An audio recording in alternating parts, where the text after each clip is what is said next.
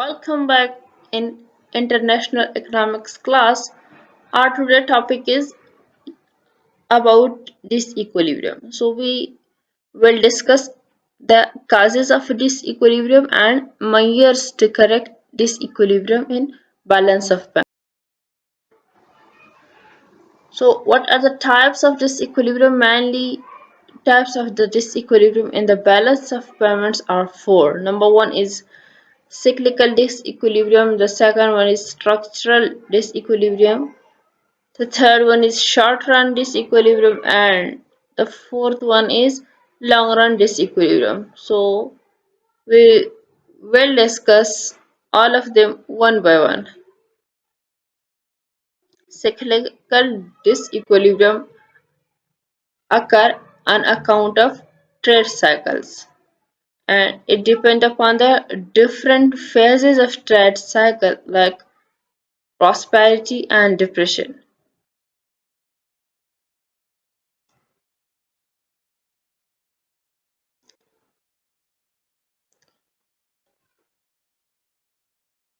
Demand and other forces vary, causing changes in the terms of trade as well as growth of trade, and accordingly a surplus or deficit will result in the balance of payment. Cyclical fluctuations cause disequilibrium in the balance of payment because of cyclical changes in income, employment, output, and price variables. So, where prices rises during prosperity and fall during a depression, a country which has a highly elastic demand for imports experiences a decline in the value of imports, and if it continues its exports further, it will show a surplus in the balance of payments.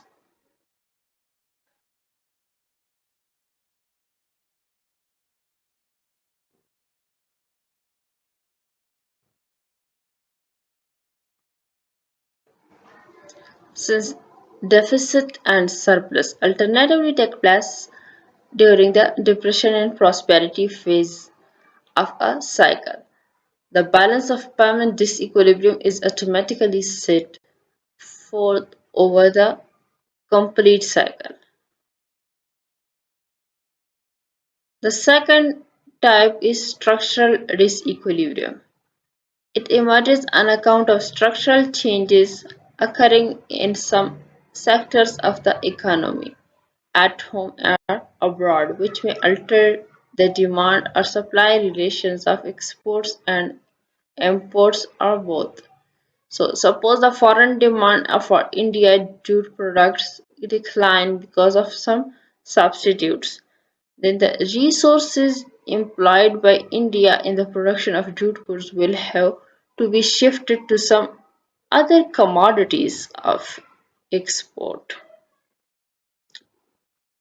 If this is not easily possible, India's export may decline, whereas with imports remaining the same, disequilibrium in the balance of payment will arise. Similarly, if the supply condition of export item is changed, for example, supply is reduced due to crop failure in prime commodities or shortage of raw material or labor strikes, etc., in the case of manufacturing goods, then also export may decline to that extent and structural disequilibrium in the balance of payment will arise. Moreover, a shift in the demand occurs with the changes in tastes, fashion, habits, income, economic progress, etc. Propensity to import may change as a result. So, the demand for some imported goods may increase, while that for certain goods may decline, leading to a structural change. Furthermore, a structural changes are also produced by variation in the rate of international capital movements A rise in the flow of international capital tend to have a direct impact on a country's balance of payment. The third type is short-run disequilibrium. So what is short-run disequilibrium?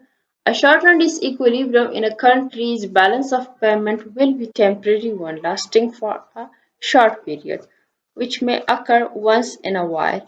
When a country borrows or lends internationally, it will have short-run disequilibrium in its balance of payment, as these loans are usually for a short period or even if they are for a long duration, they are repayable later on.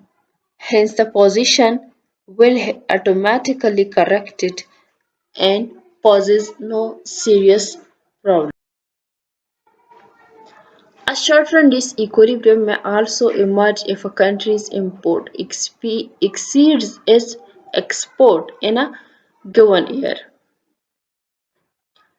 This will be a temporary one if it occurs once in a way, because later on the country will be in a position to correct it easily by creating the required credit surplus by exporting more to offset the deficit.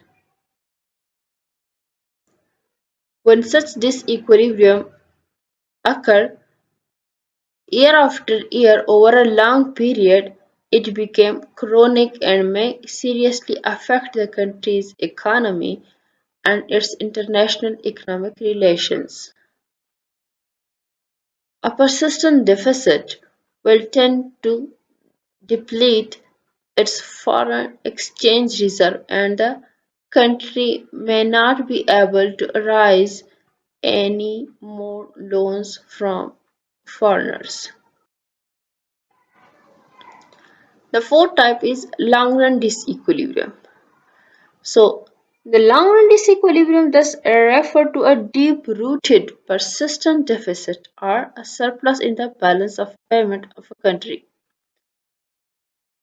It is secular disequilibrium emerging on account of chronologically accumulated short-term disequilibrium deficits or surpluses. It endangers the exchange stability of the country concerned. Especially, a long-term deficit in a balance of payment of a country tend to deplete its foreign exchange reserve, and the country may also not be able to raise any more loans from foreigners during such period of persistent deficit. So thus equilibrium is a long-term disequilibrium is a long-term phenomena. It is caused by persistent, deep-rooted dynamic changes which slowly take place in the economy over a long period of time. It is caused by changes in dynamic forces, factors such as capital formation, population growth, terrestrial, territorial expansion, technological advancement, innovations, etc. A newly developing economy, for instance, in its initial stages of growth needs huge investment exceeding its savings. In view of its low capital formation, it has also to import a large amount of its capital requirement from foreign countries and its import thus tend to exceed its exports.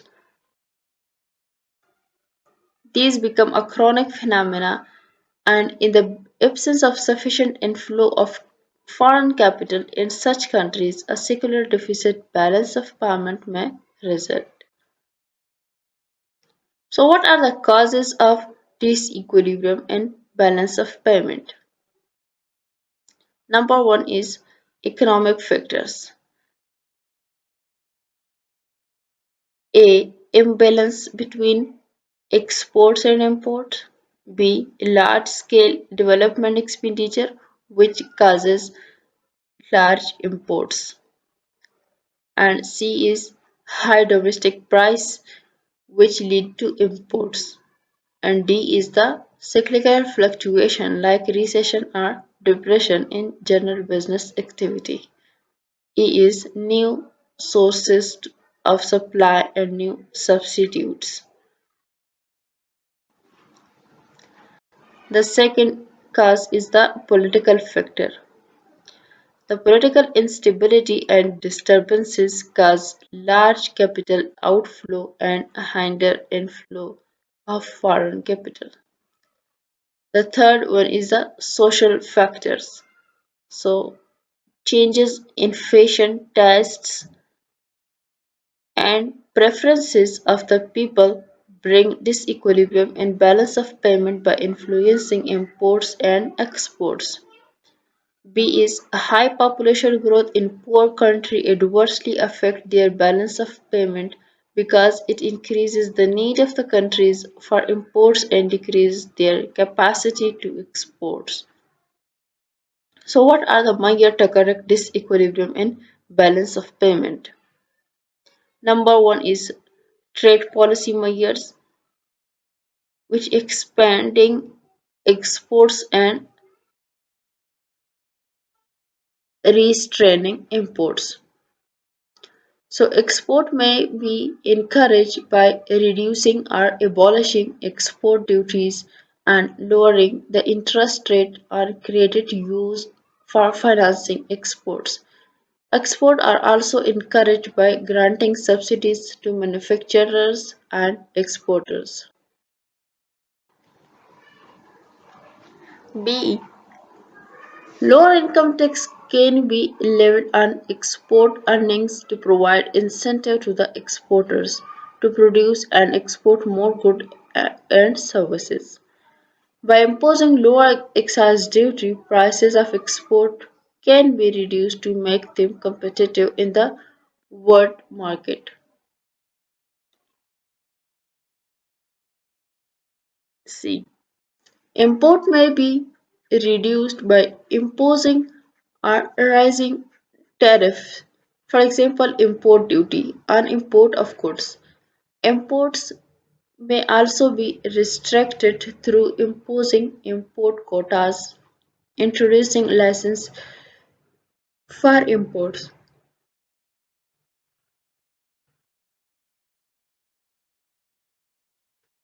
Imports of some essential item may be totally prohibited. The second one is expenditure reducing policies. The important way to reduce imports and thereby reduce deficit in the balance of payment is to adopt monetary and fiscal policies that aim at reducing aggregate expenditure in the economy. The foreign aggregate expenditure or aggregate demand in the economy work to reduce import and help in solving the balance of payment problem. The two main important tools of reducing aggregate expenditure are the use of tight monetary policy and contractionary fiscal policy.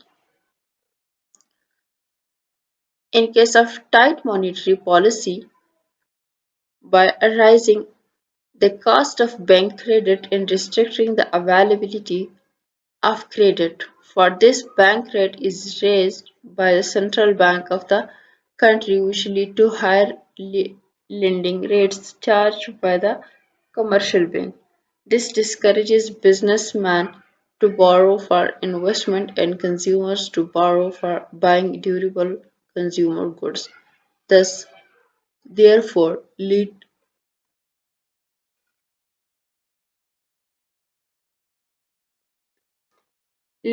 to the reduction in investment and consumption expenditure. The availability of credit to lend for investment and consumption purposes is reduced by raising the cash reserve ratio of the bank. As we already discussed in the RBI class, what is CRR?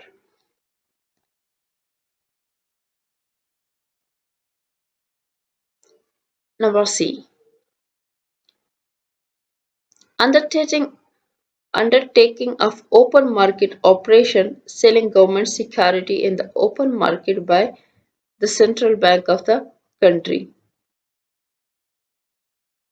These concepts are already discussed in the previous classes of the policy rate and RBI class. So, contractionary fiscal policy.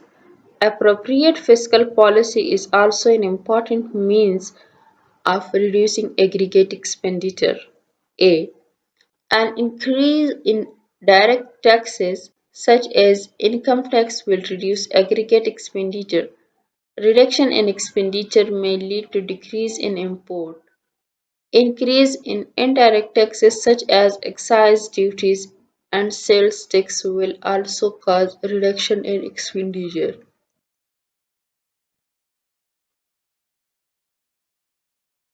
To reduce government expenditure, especially unproductive or non-developmental expenditure, the cut in government expenditure will not only reduce expenditure directly but also indirectly through the operation of multiplier. So we already discussed about the multiplier, what is multiplier and how it works. Expenditure switching policies, devaluation.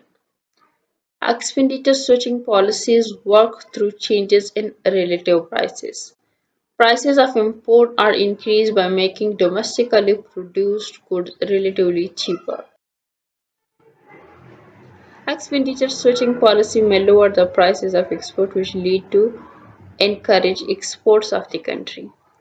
In this way, by changing relative prices, expenditure switching policies help in correcting disequilibrium in the balance of payment (BOP).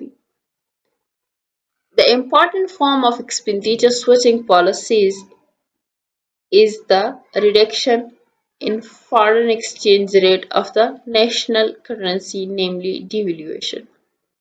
By devaluation, we mean reducing the value of exchange rate of a national currency with respect to other foreign currencies. Devaluation is made when a country is under fixed exchange rate system and occasionally decides to lower the exchange rate of its currency to improve its balance of payment. However, even in the present flexible exchange rate system, the value of a currency or its exchange rate is determined by demand for and supply of it. Fall in the value of currency with respect to foreign currencies is determined by demand and supply condition is described as depreciation. If a country permits its currency to depreciate without taking effective steps to check it, it will have the same effect as devaluation. As a result of reduction in the exchange rate of a currency with respect to foreign currencies, the prices of goods to be exported fall, whereas the prices of import go up. This encourages export and discourages import. With export so stimulated and import discouraged, the deficit in the balance of payment will tend to be reduced. This policy of devaluation is also referred to as expenditure switching policy since as a result of reduction of imports, people of a country switches their expenditure on import to the domestically produced goods.